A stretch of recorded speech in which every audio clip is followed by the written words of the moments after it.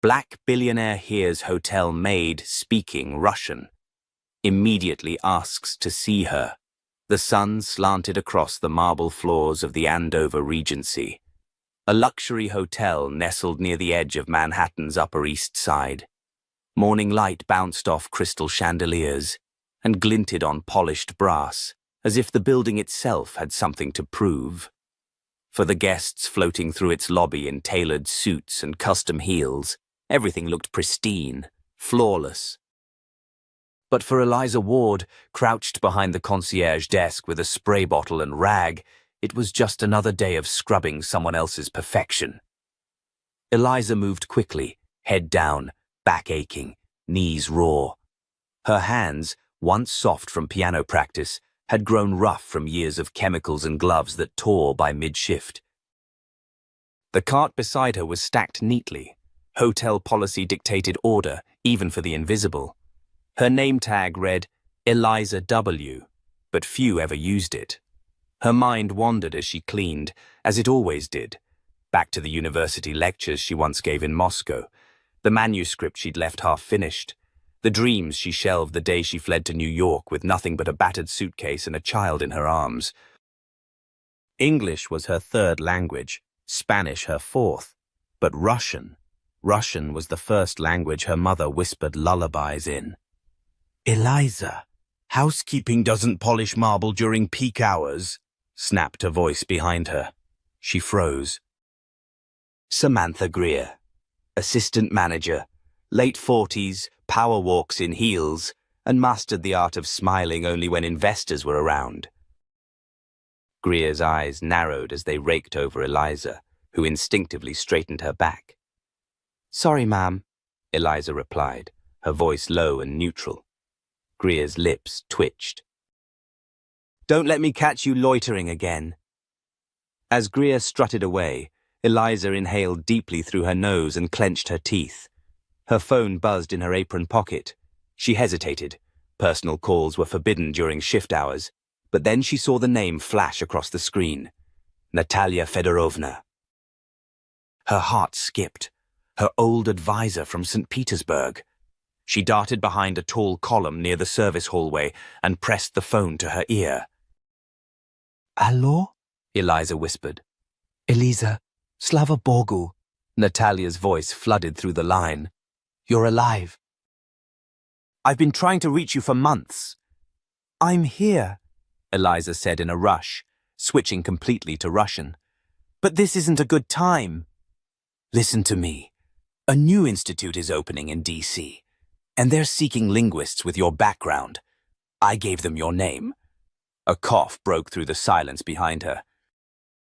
Eliza turned.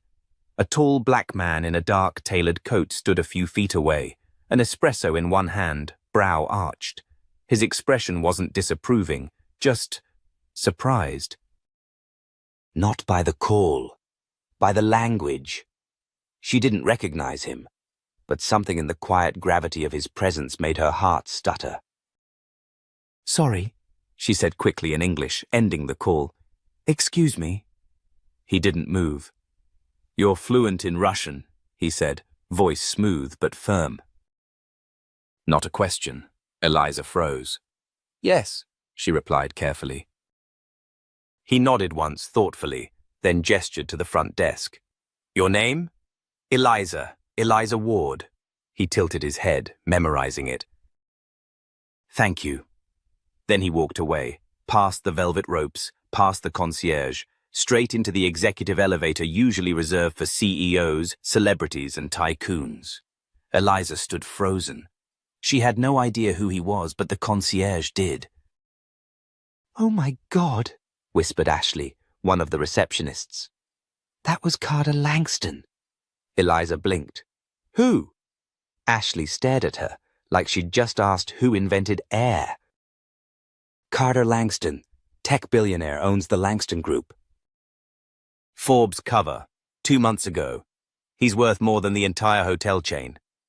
The words didn't fully register, but her stomach dropped anyway.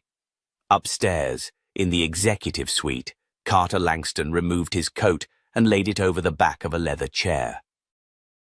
He sipped his espresso, then pulled out his phone. "Find me everything on an Eliza ward," he told his assistant. "Early 30s. Works housekeeping at the Andover Regency, speaks fluent Russian. Something tells me she's not where she's supposed to be." Back in the staff break room, Eliza sat on a plastic chair, staring at the tiled floor as the weight of the interaction sank in.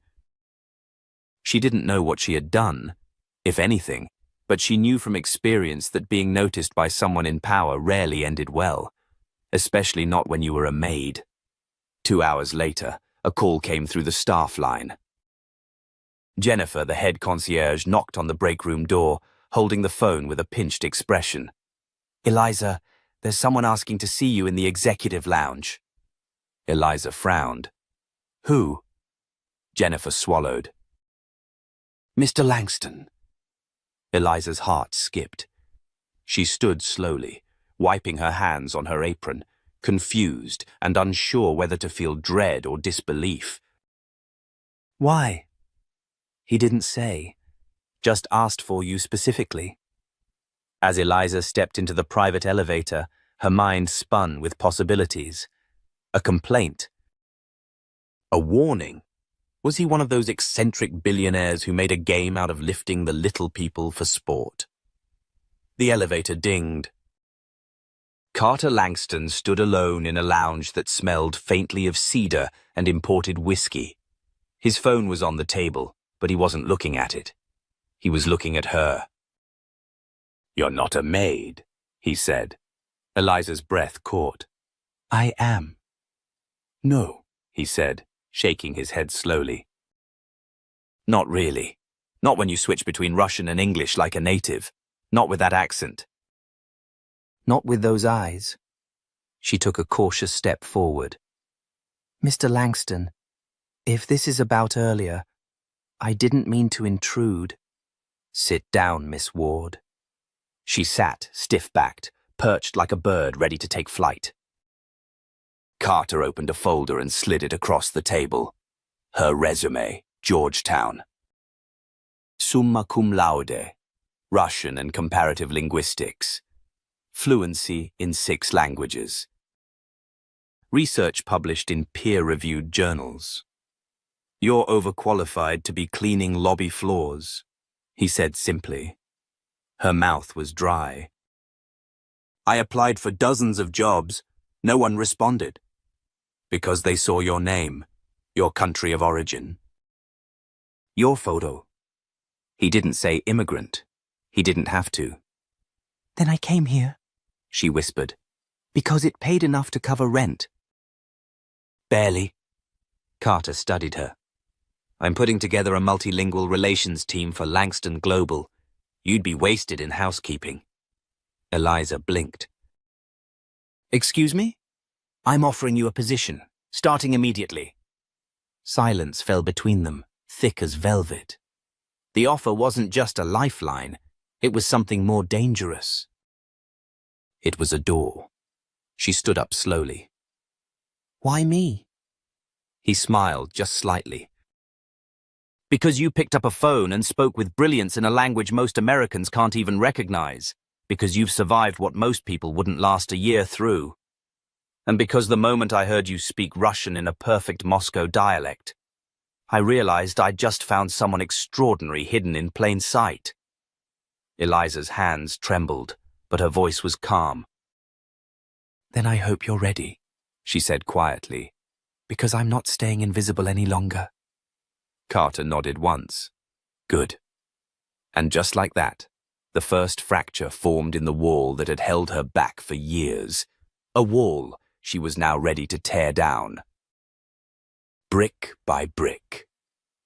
Eliza stood in front of her locker in the employee break room, holding the thin cotton uniform that had become her armor and her prison for the past 5 years. The room buzzed with chatter and the usual aroma of stale coffee, but to her, it felt distant, unreal. Her name was still stitched over the breast pocket, just Eliza W., like an abbreviation for someone who had almost been somebody. She folded the uniform slowly, deliberately, as if performing a ritual. Today would be her last day wearing it. By the time she reached the HR department, a badge had already been printed with her full name in bold.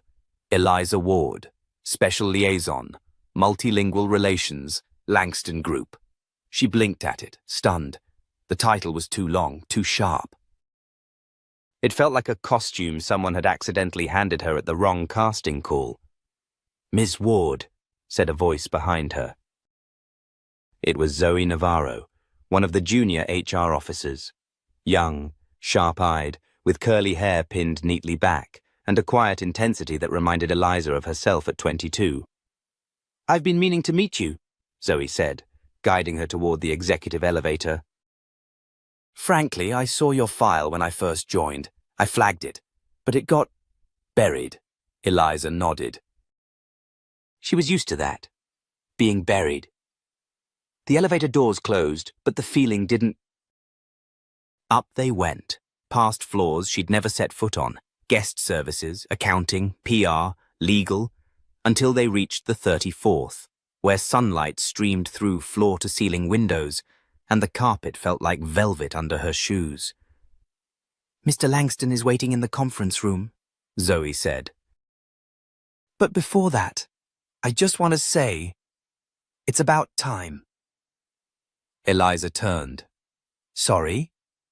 You should have never been in housekeeping. You're not the only one."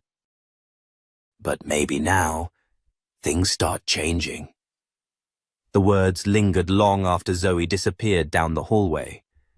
In the conference room, Carter Langston stood at the far end of a long glass table, overlooking the city. He turned when she entered, his dark suit immaculate, his face unreadable. "Eliza," he said, "come in." She stepped in slowly, feeling the gravity of the room press against her. He gestured for her to sit. "I want you to hear something," Carter said, tapping on a tablet. A recording played, audio from a recent internal meeting. "Can't just move a maid into a front-facing role," came the voice of Daniel Cross, the director of guest services. "It sends the wrong message. It makes us look desperate." Another voice joined in, Alison Tate, director of communications. "And let's not pretend we know she's legit, fluent in Russian, from housekeeping." "That's a hell of a leap." Carter stopped the playback. Eliza said nothing. Her jaw clenched, but she refused to blink. "This," Carter said, "is what you're walking into. You need to be prepared." "I've been walking through worse for years," she replied evenly. He smiled slightly. "Good, because I'm not just bringing you in for show. I want you to do a full audit. Communications, translation services, employee files, everything tied to cultural outreach. I want to know where the rot starts." Eliza exhaled. "Then we're not just talking about language." "No," he said. "We're talking about who's allowed to be seen and who isn't." Later that day, as she toured the internal systems with Zoe at her side, Eliza discovered the first red flag. A company contracted for executive-level Russian translations had submitted invoices totaling over $60,000 in the past year. But the work, once pulled up, was full of errors, some minor, some catastrophic. "Who signed off on this?" Eliza asked, scrolling through the approval chain. Zoe hesitated. "Tate." "And Cross." Of course. Eliza dug deeper. The company, Nordword International, was owned by Alison Tate's sister-in-law. She leaned back, the air thick with a bitter kind of clarity. "They kept the front clean," she murmured, "and hid the bias in the contracts." "Can you prove it?" Zoe asked. Eliza turned to her with something fierce behind her eyes. "I don't need to prove it. I'm going to show it." That evening, she sat at her tiny kitchen table in Queens, laptop open, papers spread out like a chessboard. Across from her, her 8-year-old son Leo munched cereal and watched her work. "Mom," he said between bites, "why do they only let you clean if you know all that smart stuff?" She paused. "I don't know, baby," she said gently. But I think they're about to regret it. The next morning, Eliza stood in the main conference hall during a logistics meeting for an upcoming Eastern European investment summit. A dozen department heads sat around the table, barely masking their surprise at her presence. Eliza took the floor calmly and clicked the remote. A slide popped up. On the left, a translation Nordword had submitted, claiming to say Strategic Investment Partnership. On the right, what it actually said, Tactical Monetary Infiltration. Gasps rippled through the room. "This is what your guests are reading," she said flatly. "It's offensive, it's damaging, and it's been happening under your leadership." Alison Tate flushed crimson. Daniel Cross stiffened. "I'll have your source verified," Cross said tightly. "I am the source," Eliza replied. "But feel free to check. I have a master's in comparative linguistics and 5 years of unpaid proofreading experience on your marketing materials." Silence.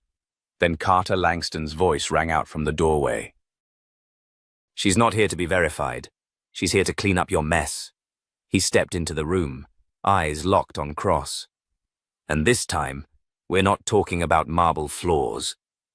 Later, in his office, Carter poured 2 glasses of sparkling water and handed one to Eliza. "You sure you're ready for what's coming?" "I was born ready," she said, her voice low. "I believe you." Then he sat back, studying her the way you study the sky before a storm. And deep in her chest, Eliza felt something long buried begin to stir. Something bold. Something alive. Tomorrow she'd pull the next thread, and the whole thing would unravel. If no one else was going to clean house at the top, then she would, and this time she wouldn't need gloves. The wind coming off the East River had teeth that morning, sharp and cold. But Eliza hardly noticed as she strode across the marble lobby of the Langston Grand with a tablet in one hand and 1,000 thoughts in her head. Her heels clicked with purpose now, the echo of someone who knew exactly where she was going and why. On the surface, the hotel hummed with the usual elegance, concierges greeting guests in crisp uniforms, bellhops rolling luggage carts with practiced grace. But beneath the shine, Eliza could feel the tension building. Something was cracking. She stopped at the concierge desk. "Marcus, can you pull up the staff directory from last year? Filter by anyone with more than one language listed on their employee profile." Marcus raised an eyebrow, surprised to see her issuing instructions like she belonged there. "Yes, Ms. Ward, right away." He handed her the printed list 2 minutes later. There were only 6 names on it. 3 had left the company in the past year. That wasn't incompetence. That was design. Back in her office, she scanned the names. One stood out. Mira Khatri, front desk attendant, fluent in Hindi, Spanish, and Russian. Terminated 8 months ago for excessive tardiness. Eliza frowned and picked up her phone. A few hours later, Mira sat across from her in the employee lounge.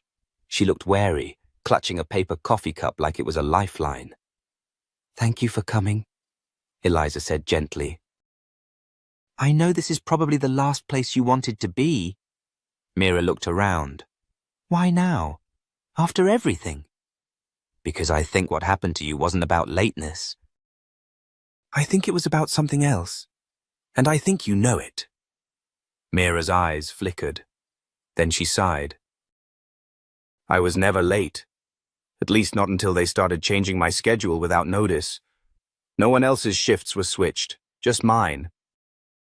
When I asked why, Richard said I wasn't prioritizing the right image for guest services." Eliza nodded slowly. "Did you file a complaint?" "I tried. HR said there was no sufficient pattern. And then I was gone." "What if I told you we're building a case?" "Not just for you. For everyone they buried." For a moment, Mira looked at her like someone who wanted to believe. Then, Quietly, she said, "What do you need?" "Everything you remember. Every conversation, every email you saved, especially with Richards, Cross, or Tate." Mira reached into her coat and pulled out a thumb drive. "I didn't delete a thing." That night, Eliza and Zoe sat together at a corner table in the library room, the thumb drive loaded into Zoe's laptop. What they found was worse than Eliza expected. Not just schedule changes or vague warnings. There were emails between Alison Tate and Sarah Richards discussing problem optics, referencing staff members by skin tone, accent, and appearance. One thread even mentioned Eliza directly. "Ward speaks like she's on NPR. It's unsettling." "Remind me again how she ended up scrubbing floors." Zoe looked up from the screen, her face pale. "You think Carter knows?" Eliza shook her head. "No, but he's about to." The next morning, she waited until the executive meeting began. Carter was seated at the head of the table, flanked by department heads, some trying not to look at her, others meeting her gaze with open contempt. She didn't ask permission. She stood and projected her screen onto the wall. "This is an email from your Director of Communications," she began, voice clear, steady. "Sent 3 months before Mira Katri was terminated." The room froze as the words lit up on the screen. She clicked again. "And this one was sent to Daniel Cross. You'll notice they refer to me here." "In colorful terms." Alison Tate shot to her feet. "This is a violation. What's a violation is institutional racism embedded in the hiring, retention, and promotion decisions of this hotel," Eliza snapped. "And I'm done being polite about it." Carter didn't say a word. His eyes locked on Tate, then Cross, then slowly returned to Eliza. "Is that all?" he asked quietly. "Not quite." Eliza clicked once more. A spreadsheet filled the screen. Contracts awarded to language service companies owned by family members of senior staff, including one firm that had received over $180,000 for VIP translation support during an event that had no foreign attendees. The silence was suffocating. Then Carter stood. "You'll both clear out your offices by noon." "But," Cross started. "Security will escort you," Carter said, already turning away. "Eliza, walk with me." As they stepped into the hallway, the doors closing behind them, Carter exhaled hard. "I knew there were problems," he said, "but I didn't know it was this rotten." "It goes deeper," Eliza said. "I can show you where." He paused, studying her. "What do you want?" She didn't flinch. "A department? A team?" "A mandate. Let me build a program to find people like Mira, like me, people who've been buried." "Give me 6 months." He nodded. "You've got 3. Impress me." "I will." That night, as Eliza stood on the roof of the hotel with the city stretching out before her, she dialed her mother's number. The voicemail picked up. "Hey, Mom," she said softly. "It's happening." "I don't know how it ends, but it's finally happening." Behind her, the hotel lights shimmered. Somewhere inside, systems were falling. Quietly, permanently, and Eliza Ward was just getting started. The next week brought a new rhythm to the Langston Grand, one that pulsed with both hope and tension. Eliza now wore a staff badge that no longer bore a housekeeping department title, but instead read Intercultural Talent Coordinator, a title she and Carter had agreed on after a late-night call filled with possibilities. Her days were no longer spent pushing carts through narrow service corridors, but walking the glass halls of the executive level, carrying a clipboard full of names overlooked for far too long. But not everyone welcomed the change. One afternoon, while reviewing internal staff assessments in the lower-level records office, Eliza heard her name through the cracked door. "Ward?" It was the gravelly voice of Kenneth Dorsey, the long-serving facilities manager. I still don't get how a girl scrubbing tile 3 weeks ago is now giving input on who gets promoted. Don't underestimate her, said a woman Eliza couldn't see. I heard Carter's backing her, and she's digging through everything. HR files, expense logs, language tests. She can dig all she wants. You can't rebuild the foundation when the termites are still in the walls. Eliza stepped into view. That's the point of fumigation, Mr. Dorsey. The two froze. Eliza didn't wait for them to recover. Also, she said, placing a folder on the table in front of him, I noticed you marked Jamal Bennett as not suitable for advancement. You cited communication issues, yet he speaks 3 languages and trained the last 2 maintenance leads. Dorsey bristled. He's not management material because he doesn't talk like you or look like you. He glared at her but didn't respond.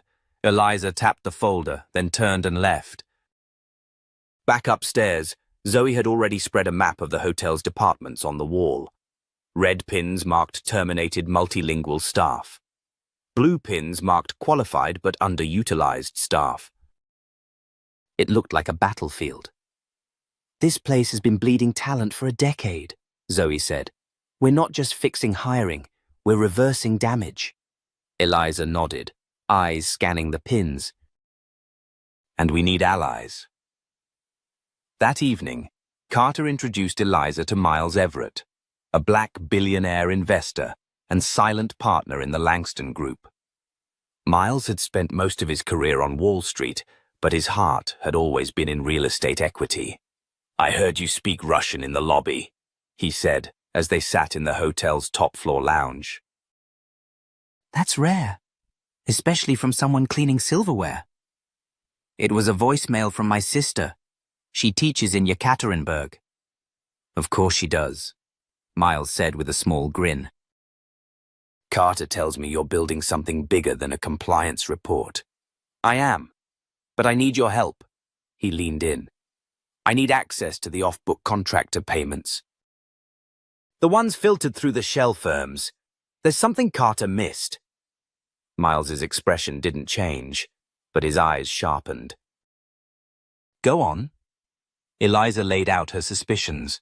Over a dozen translation and consultancy contracts had been paid out over the years to companies that didn't appear in any national registry, except one, Eastbridge Consulting, which had ties to a private equity firm co-owned by none other than Kenneth Dorsey's brother-in-law. You're telling me our facilities manager has been feeding work to a fake firm for kickbacks? Miles asked. Not just him, but he's the start. Miles looked at her, then pulled out his phone. You've got access to everything by morning. The next day, a quiet audit began. Eliza didn't wear a badge for that. She moved quietly, asking questions like she was still just a maid who knew too much Russian. Staff opened up to her, some with relief, others with caution. And the more she listened, the clearer the picture became. It wasn't just one bad manager, or even 2. There was an entire shadow structure inside the Langston Grand. Promotions bought, not earned. Translations outsourced at inflated rates to cover embezzlement. Talent, especially black and immigrant staff, kept just visible enough to clean up but never enough to climb. That evening, as Eliza and Zoe sat in her office going through financial records, a security alert pinged on Zoe's laptop. Someone's trying to access the Eastbridge file archive remotely, Zoe said, frowning. Eliza narrowed her eyes. Pull the IP. It traced back to a private home server registered to Alison Tate. Without waiting, Eliza picked up her phone. We need to talk to Carter. Now. An hour later, Carter, Miles, Eliza, and Zoe met in the secure boardroom. The screen displayed a list of unauthorized access attempts to archived hotel contracts, all dated within the last 48 hours. She's trying to clean her tracks, Carter muttered. We need to stop her before she scrubs them for good, Eliza said. Miles turned to Carter. We can't keep this internal. You know that. Carter looked tired but resolved. I'll call an emergency board session for Monday. We go public with everything. Eliza hesitated. Then I want 10 minutes to speak before the board, no scripts. Carter studied her for a moment. 10 minutes, he said. Make them count. That night, as she rode the elevator down to the staff floor, her old floor, Eliza thought about the quiet looks she still got. Some grateful, some suspicious. Some full of shame.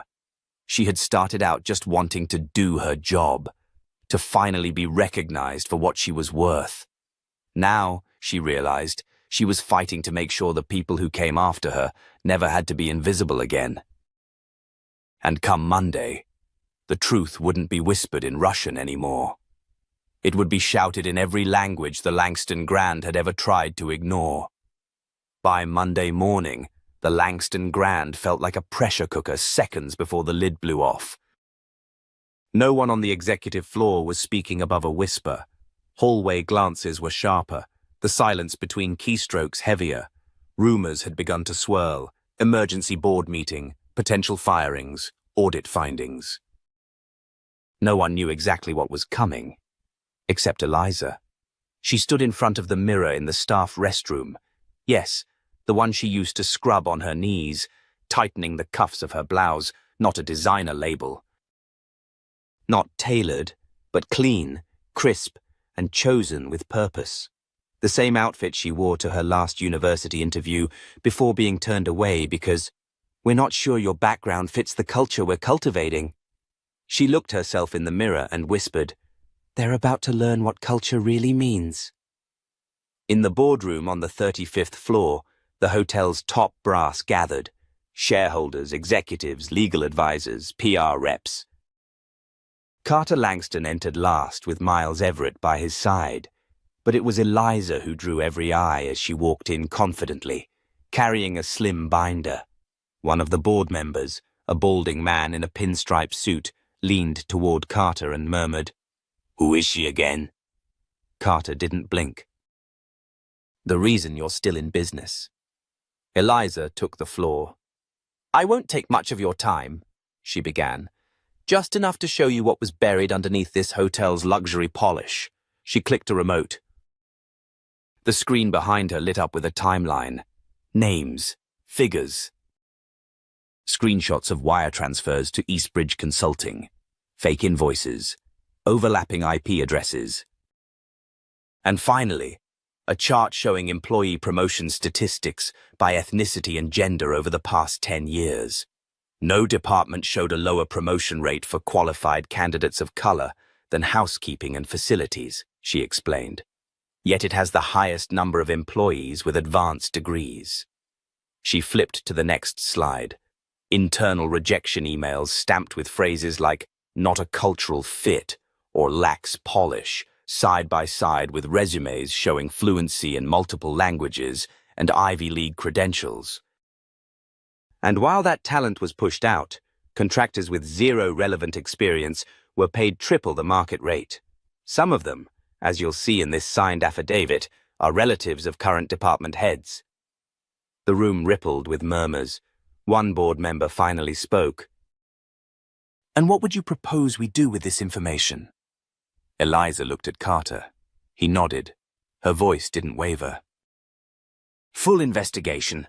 Restitution for wrongful terminations, immediate termination of all involved parties, and a complete overhaul of internal hiring practices, starting today." Another voice from the back, this time Alison Tate's. Her expression was tight, arms crossed over her designer jacket. "So we're trusting the word of a former maid now? You expect us to believe she just stumbled into all this corruption?" Carter stepped forward then. "No. She didn't stumble, she saw it, she lived it. And she did what none of us did. She did the damn work." "But she has no formal training in auditing, legal procedures, or corporate governance," Alison protested. She also doesn't have a sister who runs a fake translation firm receiving monthly payouts from our hotel budget, Miles cut in coldly. The silence was instant. Allison's face drained of color. Carter turned to the rest of the room. You've all seen the numbers. The damage, the names. The truth is, this place hasn't just been bleeding money. It's been bleeding integrity. Eliza uncovered it. So, now, we act. By the end of the meeting, 4 senior managers were placed on immediate administrative leave, pending further investigation. Eliza was offered a permanent leadership role, Director of Cultural Equity and Language Access, a title she had to repeat twice before it sank in. Back in her new office, once a utility closet converted by Zoe into a functional workspace, Eliza stared at her nameplate. She hadn't accepted the offer yet, because there was still unfinished business. That evening, as the sun dipped low over Manhattan, Eliza returned to the break room where she used to eat cold leftovers alone. A few cleaning staff were gathered, quiet, cautious. I heard they fired the head of maintenance, one woman said. Someone said you're the one who got him out. Eliza sat down with them. No, she said softly. The truth got him out. I just stopped pretending I couldn't see it. There was a long pause. Then, timidly, one of the men, a Haitian immigrant who'd worked night shifts for 11 years, asked, So what now? Eliza smiled. Now, we make sure no one else gets buried just because they speak a different language or come from the wrong neighborhood. She stood and looked each of them in the eye. And if they try again, they won't be up against one maid anymore. They'll be up against all of us. That night, the hotel's lights glittered like always, but something underneath had shifted. A reckoning had begun. Not loud, not violent, but steady and unrelenting. And Eliza Carter was just getting started. By the following week, Eliza was back on the executive floor, but not as a novelty. This time, her presence shifted the energy of every hallway she walked through. Eyes still followed her, yes, but with a different kind of weight, some curious, some cautious, some quietly respectful. The whispers had changed from Maid to the woman who shook the building. But with power came resistance. Not everyone was thrilled about the new order. It started small, emails delayed, meeting invites mysteriously lost in spam, a logistics team refusing to release multilingual marketing materials she had greenlit. When she raised it during a weekly operations briefing, Allison Tate, recently demoted to regional PR consultant, offered a too smooth answer. I'm sure it's just a system sync issue, she said, smiling thinly. Eliza stared at her a moment, then simply said, Fix the sync. It wasn't until later that day that Miles Everett knocked gently on her door. Eliza, he said, stepping in without preamble. You're drawing fire. She closed her laptop. I expected that. No, I mean, more than resistance. Something else. Carter found out today that the contract for digital guest surveys, something you'd flagged as fishy, was quietly renewed 2 days ago without his signature. Eliza straightened. I pulled that contract for review last Friday. And someone went around you. They sat in silence for a moment. Then she asked, Do you know who? Miles hesitated. Not yet, but it's someone high enough to still have keys to the back doors. Eliza's mind spun. Then we have to close the doors. That evening, after most of the building emptied, Eliza met Carter in the boardroom. He was pacing, eyes tired but sharp. I think I know who's been leaking internal data, she said, placing a printed spreadsheet on the table. I cross-referenced metadata tags from the last 6 unauthorized survey updates with the hotel's internal access logs. Carter took the sheet and scanned it. This is your old manager's access key? She nodded. Allison Tate used my old clearance to approve file changes from her system. I don't know how she still has that access, but She's working with someone inside IT, Carter finished grimly. Probably part of the old guard, trying to bury you before you can really dig. Eliza didn't flinch. Then let's make it impossible to hide. The next morning, she called a full meeting of the Diversity and Equity Restructure Committee, now made up of representatives from every department, janitorial to executive. She laid it all out. Unauthorized contracts, bypassed audits, ghost payments to consultants with no deliverables. We're not just investigating favoritism anymore, she said. We're exposing a system that still thinks it can outrun accountability. Her words were met with quiet nods from some and stunned silence from others. One assistant manager from catering, a second-generation Korean-American named Julia Hahn, raised her hand. What happens when people like Allison retaliate? Eliza looked around the room. Then they get to explain their retaliation to the new internal review board, which includes people like you.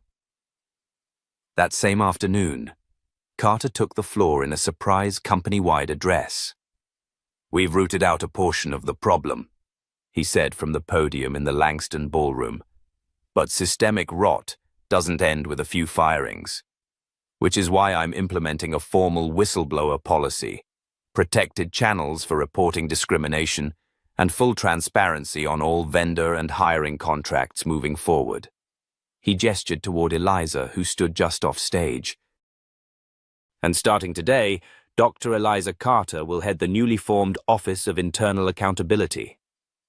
The applause came slow at first, until one of the housekeepers in the back, a woman named Marta, who had once trained Eliza on how to use the industrial floor buffer, began clapping hard. Others followed. Soon, the room was thunderous.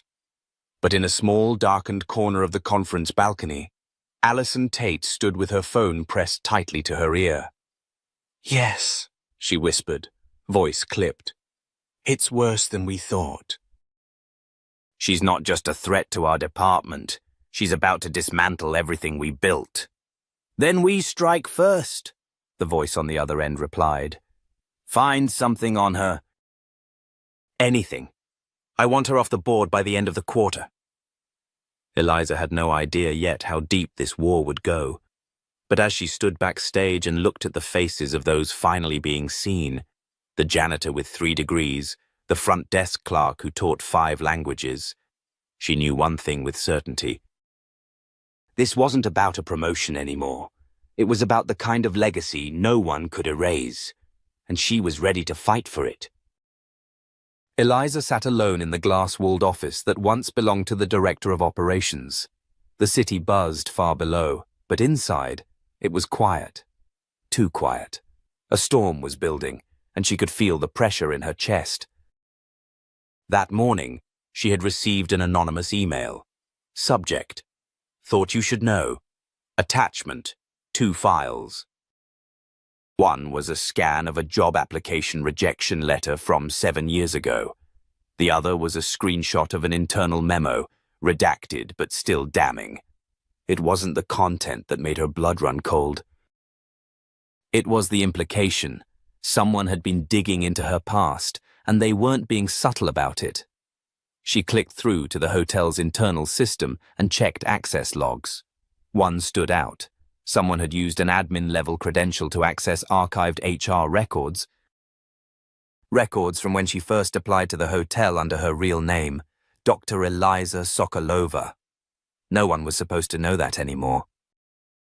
She took a deep breath and opened her encrypted messaging app. Carter was already typing. Carter: Just got word from internal audit. Allison's team submitted a falsified invoice under your name.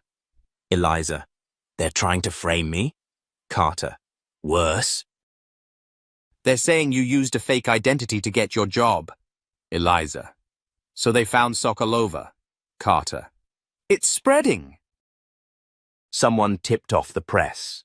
By noon, the hotel's PR department was in crisis mode. A reporter from a major business publication had reached out for comment on an internal integrity breach involving a senior diversity executive. Allison's smear campaign had gone live. But what Allison didn't anticipate was that Eliza wasn't going to back down or hide. She called an emergency press conference. The media room at Langston Grand was packed. Flashbulbs, microphones, whispers.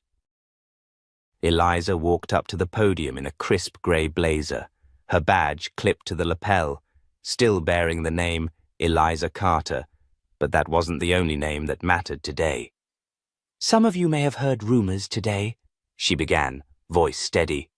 Let me address them directly. She took a beat, then continued.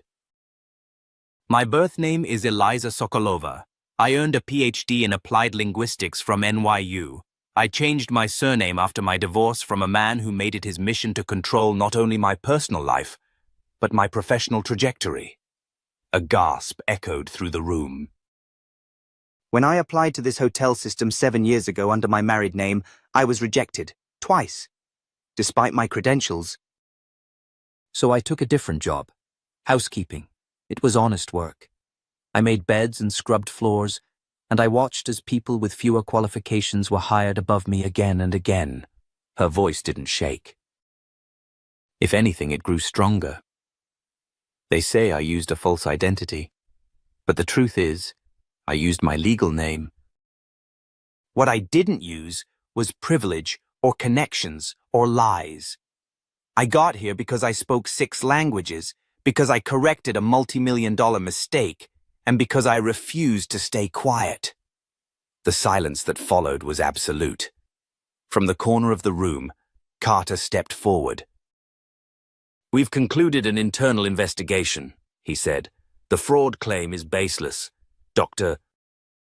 Carter's records are real. The only deception here came from the people trying to cover up years of discriminatory hiring practices. He paused, then added, as of today, Allison Tate has been placed on indefinite suspension pending further review.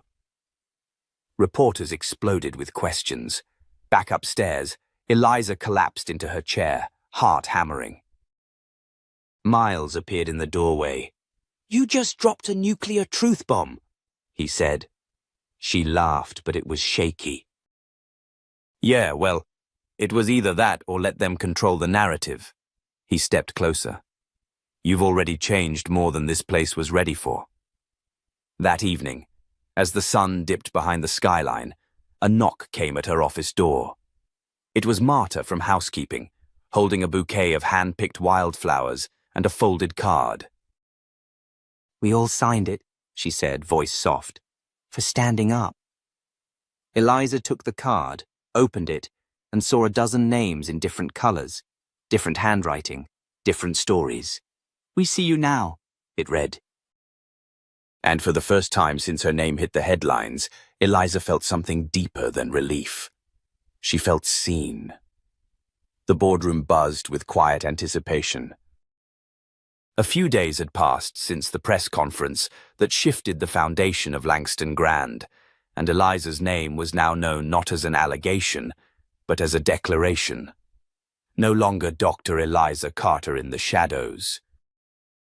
No longer just a maid in a uniform, now she stood as herself, unapologetic, formidable, and unshakably visible. The company had called for a full leadership summit. Not just damage control, not just reputation management. A reckoning. On the agenda, the launch of Langston Grand's new internal initiative, Elevate, a groundbreaking diversity pipeline and talent recovery program. Eliza stood at the front of the expansive conference room, sunlight spilling in from the Manhattan skyline behind her. She looked out over a sea of faces, some curious, some skeptical, a few resentful, but many hopeful. And watching her from the front row, arms crossed and a quiet pride in his eyes, was Miles Langston. She began with no slides, no fanfare. When I started cleaning rooms at this hotel, I kept my head down. I told myself, work hard, be patient, the system will eventually notice you. I was wrong. A quiet ripple ran through the room. The system isn't built to notice people like me. Or you, she said, nodding toward a woman in catering and a young man from facilities services sitting near the back. It's built to filter, to smooth out the edges, to reward comfort over courage. And if no one disrupts that, talent stays buried, potential stays unused. And justice stays a slogan instead of a standard. She stepped closer to the edge of the platform. So today, we're not just starting a new program. We're rewriting the rules. The Elevate initiative begins with a full audit of internal applications rejected in the past decade. Everyone will be reviewed. Every overlooked resume. Every denied transfer. Every internal bias coded into our systems will be unraveled. Murmurs of surprise swept through the executives. Eliza continued. We will pair overlooked employees with new mentors from departments across this company, cross-functional, cross-cultural, cross-hierarchical. This isn't just about promotions. It's about empowerment. Not just hiring diverse faces, developing diverse voices. Someone clapped, then a few more. Then a roomful. Miles stood and walked to the front beside her. If you think this is radical good, it should be, because what Dr. Carter did wasn't just save a conference. She saved this company's soul, and now she's redefining what this industry calls leadership. Eliza turned to him, caught off guard. He smiled. By unanimous board vote, Miles said, I'm proud to announce that Dr. Eliza Carter will now serve as Langston Grand's Executive Vice President of Global Equity and Strategy. The applause was thunderous. That night, in the quiet of her new corner office, Eliza sat with her phone in hand, hesitating. Then she pressed the call button. Zdravstvuyte, came the voice on the other end, Russian. Older, tired. Hi, Mama, Eliza said softly. I got the job. A pause, then a quiet sob. I told you they would see you someday, her mother whispered. I just didn't know it would take a war. Neither did I, Eliza said, tears stinging her own eyes now. But it's over. We won. The next morning, she stood in the hotel's renovated staff lounge, surrounded by the people who had once cleaned alongside her. Marta, now a floor supervisor. Rico, newly promoted to logistics coordinator. Daniel, about to start his mentorship as an IT support specialist. She smiled, holding up a modest plaque, freshly mounted on the wall. Beneath the Langston Grand crest, the words read, We see you now, and then smaller, below, in honor of the talents the world tried to ignore, and the courage it took to rise anyway. As she looked around the room, Eliza realized this wasn't just about her anymore. It never really was. It was about everyone who had been told to stay small, everyone who had swallowed their brilliance just to survive, everyone who had spoken Russian behind a mop or Mandarin from a closet, or Spanish while wiping countertops, waiting for someone to notice. Now someone had, and that someone wasn't just a billionaire passing by, it was her. And she had become the one opening doors for others. If this story moved you, if it stirred something in your heart, or made you see the world a little differently, don't keep that feeling quiet. Share it. Talk about it, because someone you know might be waiting for the same opportunity, the same belief, the same moment of being seen. And if you believe stories like Eliza's deserve to be heard, subscribe to the channel. Join us, because this isn't the end. It's the beginning of more stories that prove, no matter where you start, your voice matters. Your brilliance matters. And when truth finally walks into the room, it changes everything.